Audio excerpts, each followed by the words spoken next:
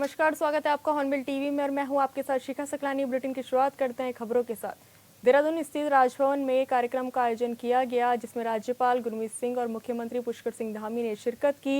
इस दौरान दोनों ने नवनिर्मित राजा भागीरथ उद्यान का शुभारंभ किया और राजा भागीरथ की प्रतिमा पर पुष्प भी अर्पित किए।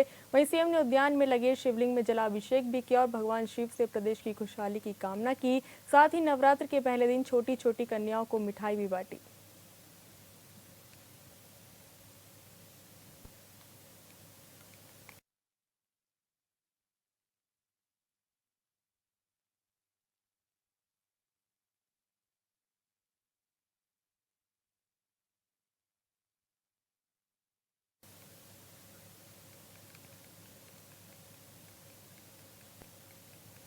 बीजेपी प्रदेश अध्यक्ष महेंद्र भट्ट ने जिला प्रभारी और सह प्रभारियों की नई सूची जारी की है। संगठनात्मक दृष्टिकोण से सभी 19 जिलों में नियुक्तियों की गई है, जिसके तहत उत्तरकाशी के नवीन ठाकुर जिला प्रभारी और विनोद रतोड़ी सह प्रभारी बने।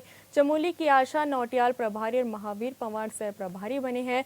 इसी तरह रुद्रप्रयाग के सतीश लखेड़ा प्रभारी बने हैं और रघुवीर सिंह बिष्ट को सह प्रभारी की जिम्मेदारी मिली है। टिहरी के शैलेंद्र सिंह बिष्ट को प्रभारी की जिम्मेदारी और रविंद्र राणा सह प्रभारी बने हैं। वहीं देहरादून ग्रामीण के डॉक्टर स्वरूप विद्वान को प्रभारी बनाया गया, जबकि सत्येंद्र राणा सह प्रभारी बने हैं। देहरादून महानगर के राकेश गिरी प्रभारी बने और संजय गुप्ता को सह प्रभारी की जिम्मेदारी मिली है।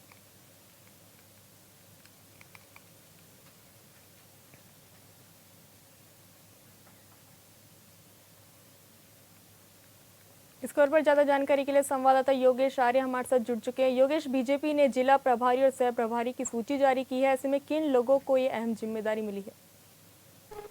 देखिए शिखा, भाजपा प्रदेश अध्यक्ष महेंद्र भट्ट ने आज जो है एक नई सूची जारी की है, जिसमें संगठनात्मक दृष्टिकोण से सभी 19 जिलों के जो जिला प्रभारी हैं, सह प्रभारी हैं, उनकी घोषणा कर दी है। और उनकी घोषणा को लेकर के अगर हम उत्तरकाशी की बात करें तो नवीन ठाकुर को जिला प्रभारी बनाया, तो विनोद रतोड़ी को उनका सह प्रभारी के तौर पर नियुक्त किया गया है। वहीं चमोली से आशा नौटियाल को जिला प्रभारी बनाया गया है। रुद्रप्रयाग से सतीश लखेड़ा, टिहरी शैलेंद्र सिंह बिष्ट को जिम्मेदारी मिली है। देहरादून ग्रामीण से डॉक्टर स्वरूप विद्वान और वहीं देहरादून नगर से राकेश गिरी जिला प्रभारी बने हैं। तो ऐसे अगर बात करें तो करीब 19 जो जिले संगठनात्मक हैं, उनकी अगर हम बात करें तो सभी जिला प्रभारी और सह प्रभारियों की घोषणा कर दी है और सभी से आह्वान किया गया है कि आने वाले 2027 के चुनाव में बूथ लेवल तक पार्टी को मजबूत करते हुए सभी जिले के पदाधिकारियों के साथ बैठक कर तमाम योजना बनाई जाए, ताकि आगे के जो कार्य हैं, जो संगठन के कार्य हैं, जो दिशा निर्देश है, उनका पालन हो सके। जी योगेश, आप बने रहिए हमारे साथ। बढ़ते हैं अगली खबर की ओर।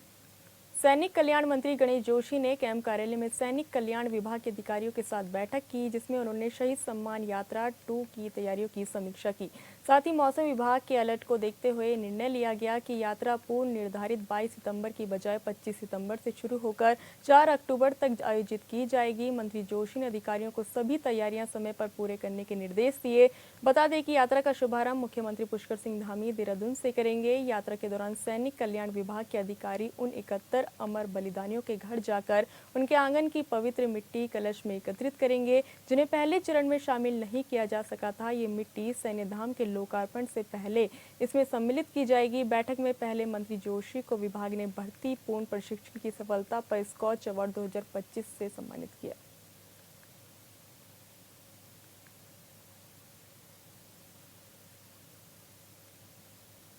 योगेश आर्य हमारे साथ एक बार फिर जुड़ चुके हैं। योगेश, शहीद सम्मान यात्रा 2 को लेकर सैनिक कल्याण मंत्री ने बैठक की है, क्या कुछ निर्देश दिए?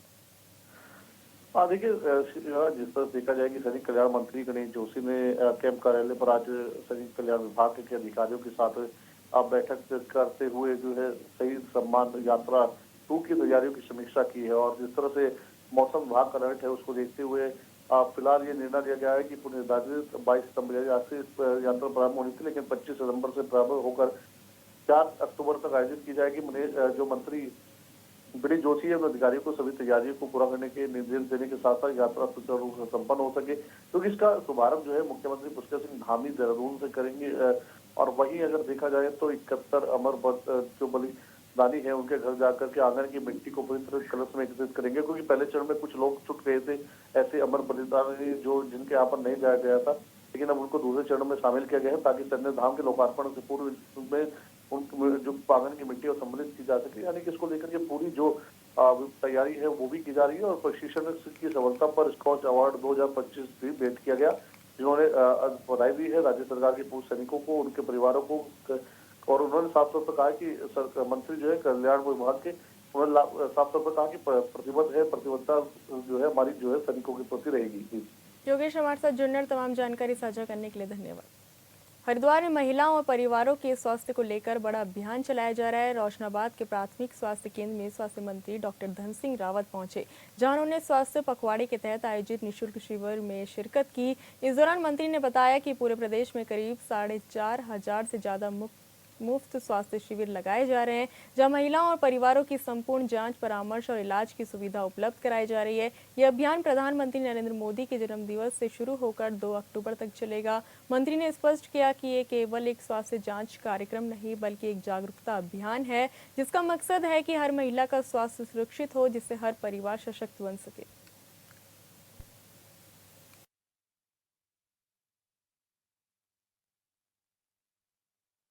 मैं प्राथमिक स्वास्थ्य केंद्र रोशनाबाद में आया हूँ और पूरे प्रदेश में लगभग 4,500 हम निःशुल्क स्वास्थ्य शिविर लगा रहे हैं। ये योजना प्रधानमंत्री माननीय मोदी जी के जन्मदिन से लेकर 2 अक्टूबर गांधी जयंती तक है और हमारा प्रयास ये है कि इसमें गरीब लोगों का जो है ज़्यादा से ज़्यादा भला हो सके।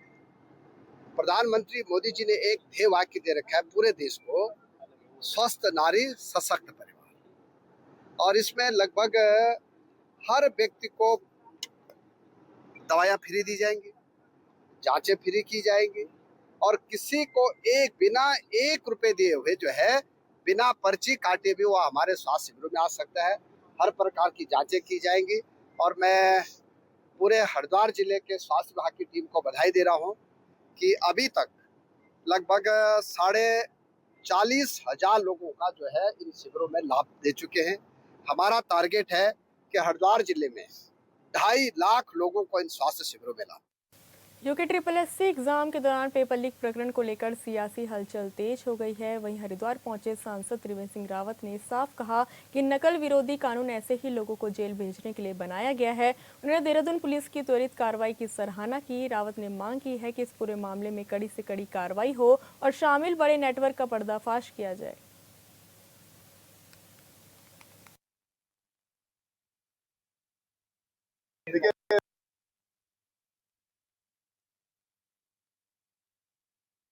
देखिए, उस पर हमारी फोर्स ने तत्काल कार्रवाई की और तमाम लोगों से कुछ लोगों को गिरफ्तार भी किया है, कुछ लोगों से पूछताछ भी की है। मैं यही चाहूँगा कि उसमें तह तक पहुँचे पुलिस, आखिर इनके हौसले इतने बुलंद क्यों हैं कि इतना सख्त कानून यहाँ पर बना है, उसके बाद भी अगर कोई हिम्मत करता है या दुस्साहस करता है तो उस पर तह पर जा करके और उनके लिए कोई स्थायी इलाज होना चाहिए। तो इसके पीछे को एक को भी देखो, इस काम को कभी भी सिंगल नहीं कर सकता कोई भी, इसमें गिरोह ही होते हैं। उस गिरोह के स्रोत को और उस गिरोह के जो भी बंदे हैं आगे उन तक पुलिस को पहुंचना आगे चाहिए। परीक्षा सुरक्षित हो, इसके लिए क्या कदम उठाए जाए? हर घटना के बाद कुछ सीखा जाता है और जो कमियां इस समय नजर आई होंगी या कोई लापरवाही, जैसे उसकी कॉपी बाहर आई है, पेपर की कॉपी बाहर आई है, इसका मतलब सीधा सीधा है वो अंदर से बाहर आया है, तो उस सोर्स तक पहुंचने की जरूरत है। और जिस बंदे ने लापरवाही की है, जिसके कारण कोई वहां मोबाइल ले जा पाया या कैमरा ले जा पाया, ये उनके लिए चुनौती है। उनको भी पकड़ा जाना चाहिए ताकि आगे से कोई उधम सिंह नगर के जसपुर में सेवा पखवाड़ा के तहत सामुदायिक स्वास्थ्य केंद्र में सेवा रक्तदान शिविर का आयोजन किया गया, जिसमें पूर्व मुख्यमंत्री तीरथ सिंह रावत ने शिरकत की। इस दौरान उन्होंने बताया कि पीएम मोदी विकसित भारत की कल्पना होकर चल रहे हैं।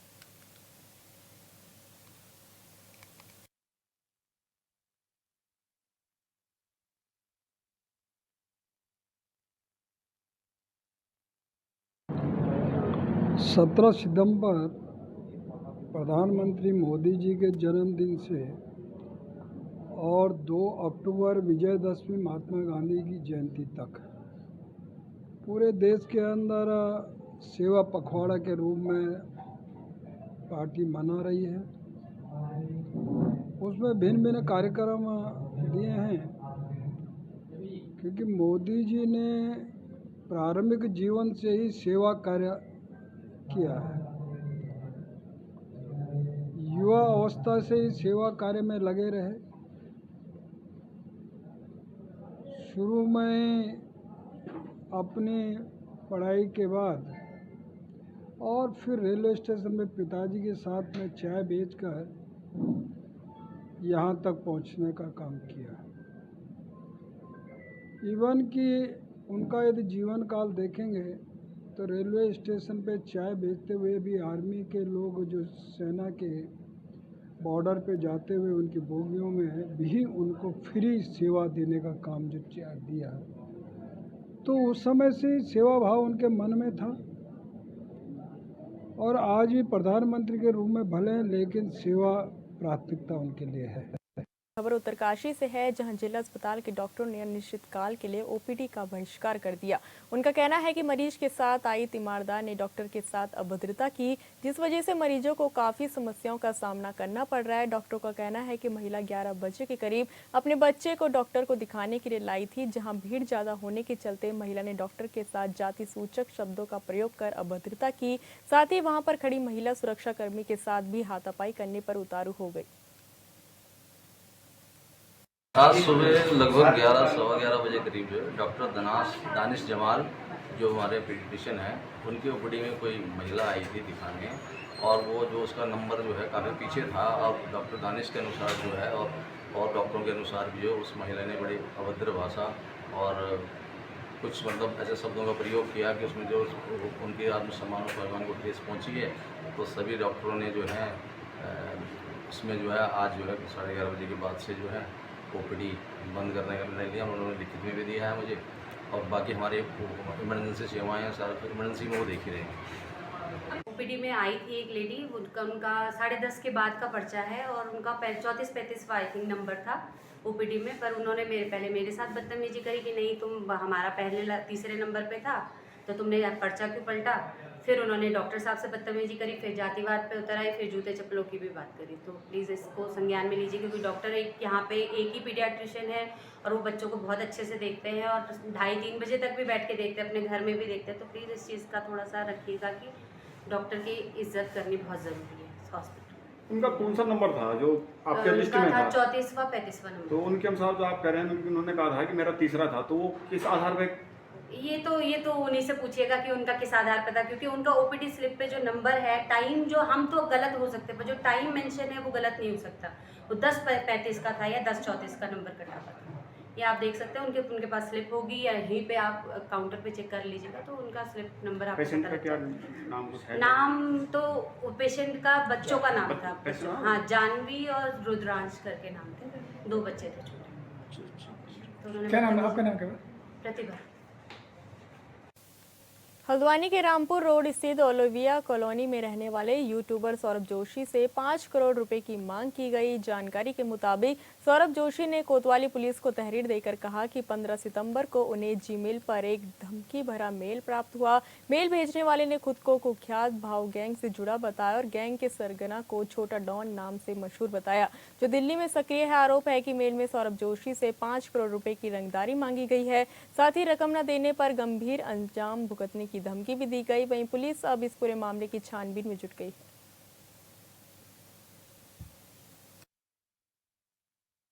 देखिए, यूट्यूबर सौरभ जोशी द्वारा एक थाने में एफआईआर दी गई है, जिस पर हमारे द्वारा तुरंत एफआईआर पंजीकृत कर ली गई है।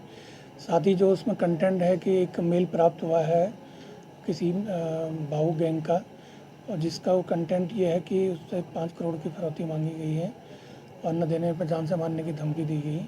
उसमें हमने अपने साइबर सेल और लोकल पुलिस को एक्टिवेट किया है। हमें उम्मीद है हम जल्द इसको भी ट्रैक करके क्या लग रहा है कोई गैंग का हमारा बाहर केस में सामने? देखिए, जिस तरह का ये गैंग है, नाम है, और इन्होंने इस तरह की इनके जो नेटवर्क है दिल्ली, नोएडा, गाजियाबाद में भी इन्होंने कुछ इस तरह की घटनाएं की हैं। तो हम और नोएडा, दिल्ली पुलिस के भी टच में है, जल्दी इसको कुछ वर्कआउट करेंगे।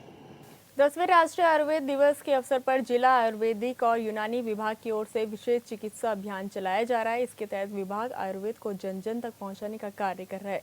इसी क्रम में सोमवार को रामजे इंटर कॉलेज अल्मोड़ा में डेमोन्स्ट्रेशन शिविर आयोजित किया गया, जिसमें स्त्री रोग, डायबिटीज, कोलेस्ट्रॉल समेत सभी गंभीर बीमारियों की जाँच और प्रशिक्षण किया गया। इस मौके पर 20 विशेषज्ञ चिकित्सकों की टीम की ओर से जिला स्तरीय निःशुल्क वृद्धि स्वास्थ्य शिविर का आयोजन किया गया, जिसमें मरीजों की जाँच कर उन्हें परामर्श और उपचार प्रदान किया गया। ऐसे लाइव कैंप जो आज हम मेगा इवेंट कर रहे हैं, ये 20 डॉक्टर के साथ एक टीम करी है, जिसमें हमारे गुदा रोग स्पेशलिस्ट, हृदय रोग, स्त्री रोग, स्किन रोग, मर्म चिकित्सा, पंचकर्म चिकित्सा और अग्निकर्म, ईसीजी, नाड़ी तरंगणी, ये सब हम फ्री ऑफ कॉस्ट यहाँ पे प्रोवाइड कर रहे हैं। और ये सिर्फ डेमोन्स्ट्रेशन के लिए है ताकि लोग अवेयर हों। हमने एक फैसिलिटी चार्ट बनाया है जिसमें हमारे एक QR कोड है। जब उसको QR कोड जनता स्कैन करेगी तो हमारे सारे डॉक्टर्स के, हमारे सारे सेंटर्स के नंबर आएंगे, उसमें वो कहाँ पर हैं उनसे बात भी कर सकते हैं और उनसे बात करने के बाद वो उन सेंटर का फ़ायदा भी उठा सकते हैं। तो इत्तेफाक से ये है कि हमारे 31 जो भी वेलनेस सेंटर हैं, जिसको हम आयुष्मान आरोग्य मंदिर कहते हैं, वो हमारे हर ब्लॉक में हैं, उसमें सब लिस्टेड हैं। हमारे इनमें हमारी ये सारी फैसिलिटी मिलेंगी आपको। ईसीजी भी मिलेगा, पंचकर्म भी मिलेगा, मर्म चिकित्सा भी मिलेगी, नाड़ी तरंगनी भी मिलेगी और जनरल ओपीडी में जितने भी विभाग हैं, चाहे वो स्त्री रोग हो, चाहे वो डायबिटीज़ रिवर्सल पे भी हम लोग काम कर रहे हैं, हाइपरटेंशन रिवर्सल पे भी काम कर रहे हैं और कोलेस्ट्रॉल रिवर्सल, तो ये NCD के हमारे कैंप चलते हैं। और हमारे आउटरीच कैंप, बहुउद्देशीय शिविर, धन्वंतरी दिवस भी जैसे आज राष्ट्रीय जो दिवस है वो भी चल रहा है। और बहुउद्देशीय शिविर, हमारा पर्पज़ ये है कि हम आउटरीच कैंप से जाकर आशाओं के माध्यम से, जनता के माध्यम से, प्रधानों को मिलाकर और BDC के मेंबर को मिलाकर इन सबको।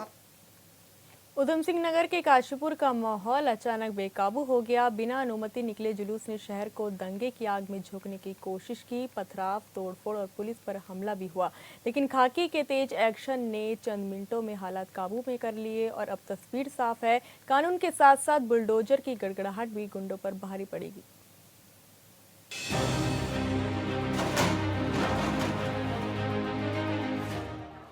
उधम सिंह नगर में काशीपुर के अली खान इलाके में अचानक से कुछ लोगों ने आई लव यू मोहम्मद लिखे बैनर लेकर जुलूस निकाला। न प्रशासन से अनुमति थी, न पुलिस को खबर। देखते ही देखते भीड़ बढ़ी और माहौल बेकाबू हो गया।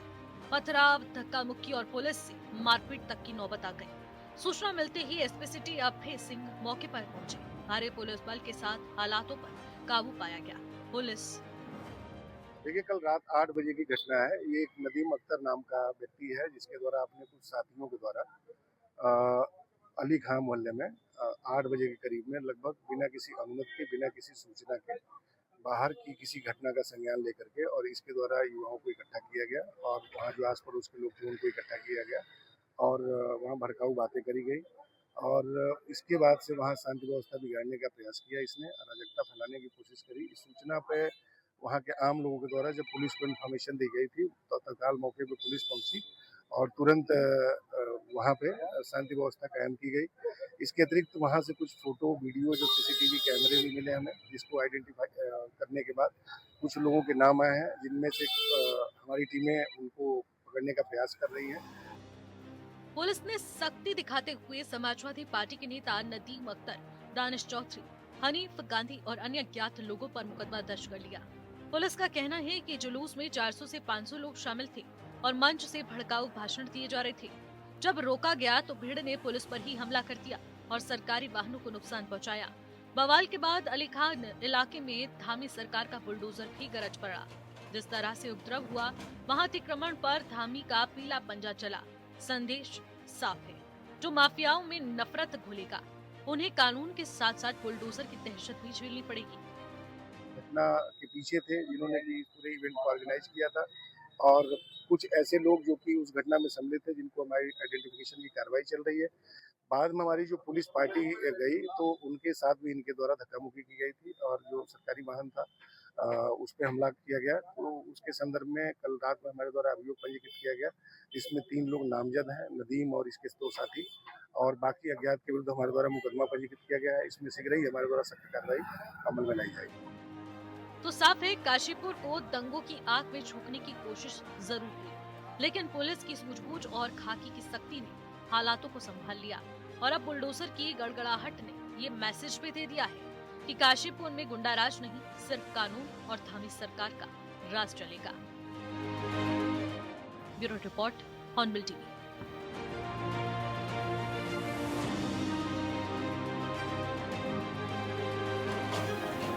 फिलहाल इस बुलेटिन में इतना ही। आप देखते रहे हॉर्नबिल टीवी। नमस्कार।